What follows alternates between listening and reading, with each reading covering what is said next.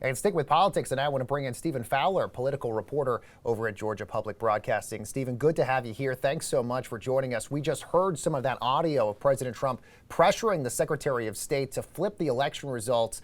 Has there been any fallout from that phone call? What response are you hearing on the ground? Are people praising Raffensperger for standing up to the president, or are they outraged that he leaked the audio tape? Right. So you've seen a mixture depending on which side of the aisle you come from. On the Democratic side, we heard Vice President-elect Kamala Harris talk about them when she was campaigning in Savannah, Georgia yesterday. The one Democratic board member of the state election board sent a letter saying that there needs to be an investigation into that call to see if laws were broken. On the other hand, you see some people on the president's side of things saying that Raffensperger shouldn't have leaked the call and, calling him out and calling him traitor. I saw one prominent commentator say that, maybe he should have waited 2 more days and released it after the Senate runoff elections, after Republicans hopefully win. And so it's a very mixed bag. But the one consistent thing here is that Secretary of State Brad Raffensperger has stood up for election integrity despite being a very hard-right Trump supporter, and has defended against the attacks of Georgia's elections. And that's what he told the president. It's also fascinating, Stephen. Is there worry, obviously, because so many Republican voters in the Peach State don't believe that Joe Biden was legitimately elected? Is there real concern that they'll show up to the polls tomorrow, given the fact that over 3 million people have already voted early in Georgia? Well, you look at the early voting data, and that's where you see the concern. Runoffs are lower turnout than the general election, and you see more turnout happening in the predominantly black parts of Southwest Georgia and Metro Atlanta that went Democratic. And where you're not seeing as many voters is in the Republican parts of the state, like Northwest Georgia, represented by Marjorie Taylor Greene now, who is challenging the Electoral College results, where President Trump is coming tonight to hold these rallies. So what you're seeing is Republican voters not voting so far. And looking at the math, it would take a tsunami of GOP voters to show up to the polls tomorrow to counteract Democratic votes and deliver Perdue and Loeffler a victory. Stephen, are we expecting to get the final results tomorrow? Are we expecting this to be exactly what we saw on November 3rd, where maybe it's too close to call and then lawsuits happen right afterwards, and this could take weeks on end to figure out who has the Senate majority here? Well, you never actually get the full results on election night, especially because now there are even more absentee ballots that need to be counted and be processed. But the margins for this race should be a little bit wider than that narrow 12,000 vote margin for President-elect Joe Biden.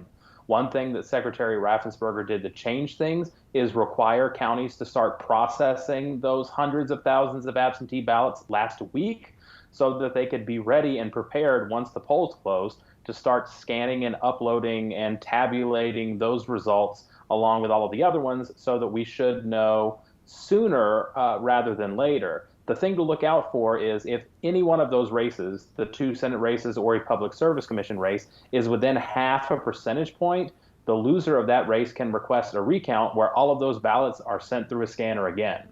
Stephen, obviously both Joe Biden and President Trump are going to be in Georgia today. President Trump holding a rally later this evening. Is there any indication on what the president will be talking about? And if he talks about this call tonight, would that also be dampening the potential turnout for Republicans? Well, President Trump has held a few rallies post-election in Georgia, and he said much of the same things, railing on Republicans who didn't support him, claiming he was robbed of the presidency. In fact, in that hour and 2-minute call with Secretary of State Brad Raffensperger, he even said that he was going to be bringing up these numbers and bringing up these claims of fraud when he takes to the rally stage Monday night. So all of these are things that the president has said in public before, but still having the tape of him privately pressuring an elected official to overturn democracy is the relevant piece of information. But if you haven't heard the call yet, just tune in to President Trump's rally tonight. You'll get all of that and more. Very good point, Stephen. Let's just say, Stephen, hypothetically, Democrats do end up winning these Senate seats tomorrow. What does the future of Georgia politics look like? Because 2022 is going to be even more fascinating. You would have Brian Kemp running for re-election, President Trump basically threatening Doug Collins to primary him. You might have Stacey Abrams run again for governor, and then you'd have this Senate runoff all over again, potentially Warnock versus Loeffler again in 2022. Just what will be the political dynamics after tomorrow? Well, at the end of the day, when Joe Biden takes office, there are going to be a lot of Republican politicians in Georgia that publicly took a stance against democracy, challenging the election results that they themselves benefited from, calling for cases of fraud and other misinformation spewed from social media and other things. And they're still going to be in office, and it's going to remain to be seen what the next 2 years is going to be like. But we're already seeing in Georgia state legislature calls to crack down on voting laws based on misguided information about how the November election went. So that's going to change. But then also, you're seeing a fundamental shift in the Republican Party of Georgia away from moderate suburban conservatives and more towards the rural Trump supporting base. And mathematically, those numbers don't add up to be able to win a statewide race. And it calls into question just how successful a GOP candidate can be in Georgia from 2022 and beyond. Such a good point, Stephen. I mean, we forget with how purple the state is, you would think you'd want a more moderate Republican to win a lot of those votes based on the changing dynamics of the state. But obviously, that's not what the GOP looks like these days. Stephen Fowler, political reporter at Georgia Public Broadcasting. Great to have you here, Stephen. Thanks for your insights.